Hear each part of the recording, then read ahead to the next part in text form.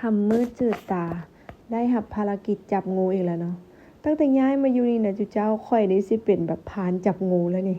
เนาะก็แบบงูหลายแฮงนั่งเบิ่งโทรทัศน์ดีๆปั๊ปปี้มันเห่าเนาะปกตินี่ปั๊ปปี้จะฮู้เลยถ้ามันเห่าแบบนี้เนี่ยเป็นงูแน่นอนมายืนซองมึงเห็นแวบๆไว้มันมืดแดก็เลยลุกใต้ไฟพอใต้ไฟปุ๊บมันเข้าลืบแวนเลยทุกคนหายไปเลยเห็นแน่ว่าเป็นงูน่ะแต่ว่าแบบบ่ฮู้ว่ามันหายไปไสตอนแรกคือว่ามันเข้ามาในห้องบ่ก็เลยปล่อยแมวเข้ามาซอกซอยทุกคนมาซองมึงจังได๋ก็บ่เห็นซองก้องโต๊ะก้องเตียงซองเบิดห้องน้ำเนาะบ่เห็นหายไปทางใดคิดว่ามันน่าคันบ่เห็นอยู่ในมันน่าจะอยู่ในแวนเนาะขอห้องแมวกันแล้วเนาะอันนี้แมวใหม่ค่อยเพิ่งได้ประมาณน่าจะ 2-3 เดือนแหละแมวจรมันมาเองเดี๋ยวนี้น่ะพยายามสิให้มันซอกซอยแต่เบิ่งท่าแล้วบ่น่าจะเว้ยมันขี้เกียจขนาดเจ้ากินข้าวแล้วกันนี่แหละขอห้องมาแล้วบ่น่าจะแล้วเนาะคิดว่าคันจะได้หาบ่เห็นสิเอาแมวตัวนี้กับแมวบักปลาดุกเนาะขังไว้ในห้องนี้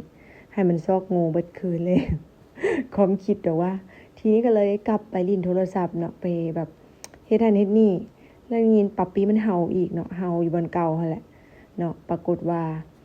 เห็นบาดนี้จุเจ้าเห็นบ่ตัวนี้น้อยแวบๆค่อยซูมค่ะค่อยก็แบบสิปล่อยเพิ่นออกมาแล้วก็สิไล่มันเนาะสรุปคือเข้าไปคืนจุเจ้าหายเห็นบ่มันหายกับหูกับตา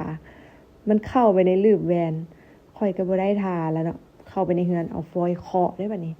เคาะจังได๋ก็บ่ออกปล่อยหมาไว้อยู่นอกว่ากะมันออกไปหมาก็สิเห่าเนาะเฮ็ดจังได๋ก็บ่ได้บ่น่าจะแล้วเนาะก็เลยไปเอาสเปรย์มาฉีดสเปรย์อันแบบสเปรย์ถูพื้นน่ะนะบ่ออกอยู่เจ้ามันบ่ยอมออกก็เลยไปเอาน้ำยาล้างห้องน้ำนะเป็ดนะ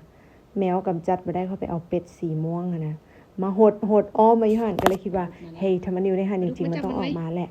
สักพักนึงแมวปลาดุกมาอันนี้มันชื่อปลาดุกเด้อบักส้มค่ะคิดว่ามันเห็นงูกำลังจ้องเบิ่งนี่หรือมันเห็นงูวะหรือว่ามันสิกำลังซอกงูให้ผู้จอเบิ่งตั้งที่แท้มันผิดกันจุเจ้าเอาแมวเด็กใหม่กับแมวเจ้าถิ่นเนาะบักส้มทางนอกก็เป็นเจ้าถิ่นชื่อบักปลาดุกเนาะบักทางในชื่อบักลักกี้มาใหม่อันนี้น่ะสรุปคือมันบ่ได้เห็นงูเห็นงาวอยู่มันมาหยุ่มกันเนาะแล้วปั๊ปปี้มันก็เริ่มเห่าอีกเนาะสรุปเพิ่นเมาน้ำยาอันล้างห้องน้ำค่อยติเลือออกมาก็เลยเอาไม้ถูพื้นหนีบเพิ่นไว้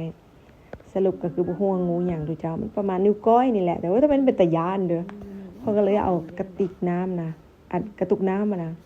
มาสุบเพิ่นเอาเข้าไปในกระตุกน้ำดื่มน้อยๆฮะ